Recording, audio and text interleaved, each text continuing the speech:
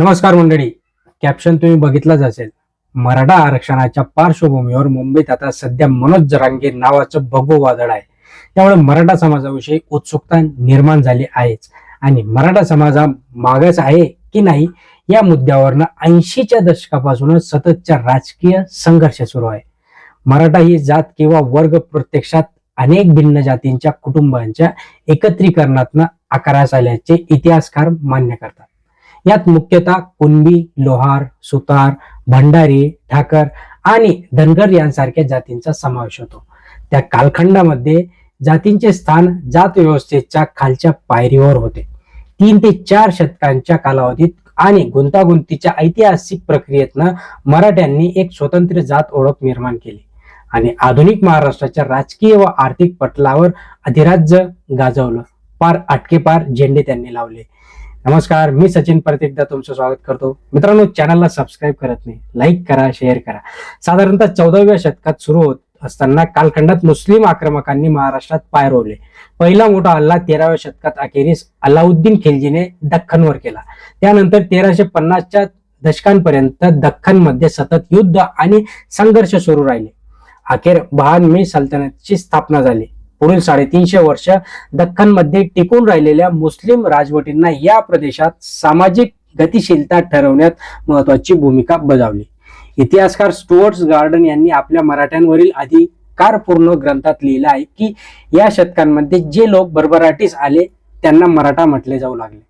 मराठा या ओळखीला छत्रपती शिवाजी महाराजांच्या उदयानंतर अधिक बळकटी मिळाली. जय शिवराय. मित्रांनो, शिवाजी महाराज हे स्वतःच्या भोसले मराठा कुळातील होते. त्यांचे वडील शहाजी भोसले हे दख्खन सल्तनतीत सेवा करणारे मराठा सरदार होते. 17व्या शतकांपर्यंत आणि उत्तरार्धापर्यंत शिवाजी महाराजांनी स्वतःची स्वराज्याची स्थापना केली आणि 18व्या शतकात मराठ्यांना भारतीय उपखंडातील मोठ्या प्रदेशावर आपले वर्चस्व प्रस्थापित करण्यात यश आले. शिवाजी महाराजांनी केलेल्या राज्यकारभार, मराठ्यांनी मुघल सैन्याचा केलेला पराभव हा पुढील अनेक वर्ष या प्रदेशात राजकीय वर्चस्वासाठी ऐतिहासिक आधार मानला जातो. परंतु बघा गोष्ट कशी पलटते. मराठ्यांना सबलीकरणाचा हा प्रवास सोपा नव्हता. हॅन्सेन्स यांच्या मते शिवाजी महाराजांच्या काळात सुद्धा मराठ्यांना क्षत्रिय दर्जा घ्यावा की शूद्र मानावं यावर स्थानिक ब्राह्मणांबरोबर सातत्याने वाद सुरू होते. 19व्या शतकात विशेषतः पश्चिम महाराष्ट्रातील बहुतांश संस्थानांना मराठा सरदारांच्या ताब्यात आली. पुढे याच मराठा सरदारांनी गैर ब्राह्मण चळवळीची सक्रिय सहभाग घेतला आणि सामाजिक राजकीय घडामोडींमध्ये आपले स्थान मजबूत केले. उलटला म्हणजे 19व्या दशक. आता 19व्या शतकातील उत्तरार्धात उभ्या राहिलेल्या गैर ब्राह्मण चळवळीमुळे मराठा समाजाची ओळख अधिक स्पष्टपणे ब्राह्मणांविरोधात रेटावली.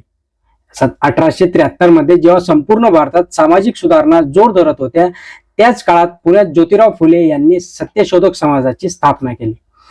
पाश्चात्य उपयोगाबाबत जर आणि ख्रिश्चन तत्वज्ञानानुसार प्रेरणा घेत फुले यांनी आणि ऐतिहासिक दृष्टिकोन मांडत असताना दख्खनमधील समाजाचा पाया हा शूद्र शेतकरी समाजावर आधारित होता.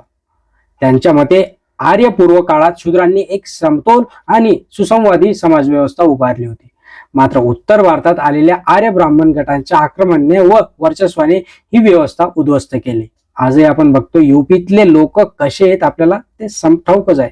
1920च्या दशकापासून गैर ब्राह्मण चळवळीचे छत्रपती मेळा सुरू केला ज्यात शिवाजी महाराजांच्या पराक्रमाचे स्मरण केले जात होते. हॅन्सेन्स यांच्या वर्णनानुसार या मेळ्यात गायली जाणारी गाणी आणि नाटके पुण्यातील ब्राह्मणांचे त्यांच्या सत्तेच्या गैरप्रकाराचे उपहास करत आणि मराठ्यांना खऱ्या अर्थाने दख्खन व राष्ट्राचे लोक म्हणून गैरवत असत. या प्रक्रियेत गैर ब्राह्मणांचा थेट संघर्ष चित्पावन ब्राह्मण बाळ गंगाधर टिळकांशी झाला. टिळकांनी हिंदू परंपरेला राष्ट्रवादाशी जोडण्याचा प्रयत्न करत शिवाजी महाराजांना प्रादेशिक हिंदू ओळखींचे प्रतीक म्हणून पुढे आणले. 1900 पासून गैर ब्राह्मण चळवळ शाहू महाराजांच्या नेतृत्वाखाली आली.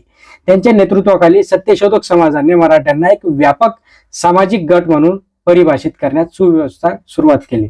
1920च्या दशकात शाहू महाराजांच्या संघटनेत बाहेर पडल्यावर सत्यशोधक समाज अस्तित्वात राहिला नाही, पण त्यांच्या संघटनात्मक कार्याचा प्रभाव कायम राहिला. ब्राह्मण आणि मराठा हे ठाम सामूहिक गट म्हणून उभे राहिले. 1920च्या दशकातली ही गोष्ट आहे मित्रांनो. या प्रक्रियेमध्ये वसाहतवादी अधिकाऱ्यांच्या हस्तक्षेपानंतर त्यांना चालना देखील मिळायला लागली. ब्राह्मण वर्चस्वाखालील राष्ट्रवादी संघर्षाला विरोध म्हणून त्यांनी गैर ब्राह्मण चळवळीला प्राधान्य दिलं. हॅन्सेन सांगतात की ब्रिटिशांना मराठ्यांच्या नेत्यांनी राष्ट्रवादाच्या लाटेविरोधात संभाव्य मित्र दिसत होते. मराठा शेतकऱ्यांना सक्षम करणं हीच त्यांची धोरणात्मक भूमिका होती. दुसऱ्या महायुद्धापर्यंत मराठे आणि अस्पृश्य महार हे वसाहतवादी सैन्य आणि बॉम्बे पोलिसांमध्ये त्यांना प्राधान्याने भरती देण्यात आली. त्याच्यानंतर जर बघितलं तर 1980च्या काळामध्ये जे की आंदोलन सुरू झालं परत एकदा मराठ्यांना, कारण की मराठ्यांना आपली स्वतःची जात आणि आपलं वर्चस्व निर्माण करायचं होतं. कारण की भारत स्वतंत्र झाला होता आणि स्वतंत्र झाल्यानंतर भारतामध्ये जी काही राज्यघटना लागू झाली त्या राज्यघटनेच्या आधाराने आरक्षण मिळू लागलं. मग यामध्ये जे काही आरक्षण मराठ्यांना ओपन मध्ये ठेवण्यात आलं. आता ह्याच्यात काही कुणबी मराठे होते त्यांना याच्यात ओबीसी मध्ये समावेश मिळाला. राहिला जो काही 80% मराठा समाज, त्या मराठा समाजाचं काय, हा सगळ्यात महत्वाचा प्रश्न जणू 1980 पासून लावून धरलेला आहे. आणि 1980 पासून सुरू असलेली ही चळवळ आज थेट मनोज जरांगे यांच्यापर्यंत उभी आहे. म्हणजे जर एक शिवाजी महाराजांच्या काळापासून मराठ्यांना कसं कसं पुढे आणत आज त्यांना ओबीसी मध्ये आरक्षण पाहिजे. कारण की आज जर बघायला गेलं 80% मराठा समाज जो आहे तो शेती करतोय आणि शेतीमध्ये उत्पन्न नाहीये. मराठा समाजातील जे काही गोरगरिबांचे लेकरं आहेत त्यांना सरकारी नोकऱ्यांमध्ये आरक्षण नाहीये, शाळेमध्ये दाखला घेताना देखील त्यांना आरक्षण नाहीये. आणि आजकाल तर एवढी मेरिट लिस्ट लागायला लागली त्यामध्ये त्यांना कुठेही स्थान मिळत नाहीये.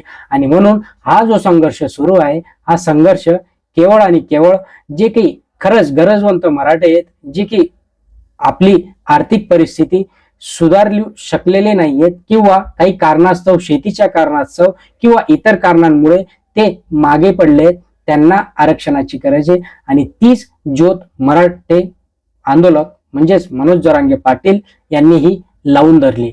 मुंबई सोडायची नाही, कितीही रस्त्यात तोडली, कितीही आपल्यावर आक्रमण झाले, आपल्याला कितीही डिवसण्याचा प्रयत्न केला तरी आरक्षण घेतल्याशिवाय मुंबई सोडायची नाही हा निर्धार घेऊन मनोज जरांगे पाटील हे उपोषणाला बसले. आजपासून त्यांनी पाणी देखील घेण्यास मना केली आहे. म्हणजे पाणी देखील घेणारे अन्न पाण्याचा त्याग आमरण उपोषण याला आपण म्हणू शकतो. आणि हे आमरण उपोषण आता थेट त्यांना आरक्षण जोपर्यंत मिळत नाही तोपर्यंत हे सुरू असणार आहे असं मनोज जरांगे पाटील यांनी हे स्पष्ट केलंय मित्र. आता याच्यामध्ये सरकार काय हस्तक्षेप करतं, सरकार कुठली भूमिका घेतं, मराठ्यांना कितपत तिथे आरक्षण मिळतं, ओबीसीतून मिळतं की वेगळं मिळतं, हे सगळ्या गोष्टी बघण्यासारख्या असणार आहेत. तुमच्या काय प्रतिक्रिया आहेत मित्रांनो? व्हिडिओ आवडल्यास नक्कीच खाली कमेंटमध्ये कळवा. चॅनलला सबस्क्राईब करून ठेवत जा आणि लाईक करायला विसरत नका जा मित्रांनो. सपोर्ट करा. धन्यवाद.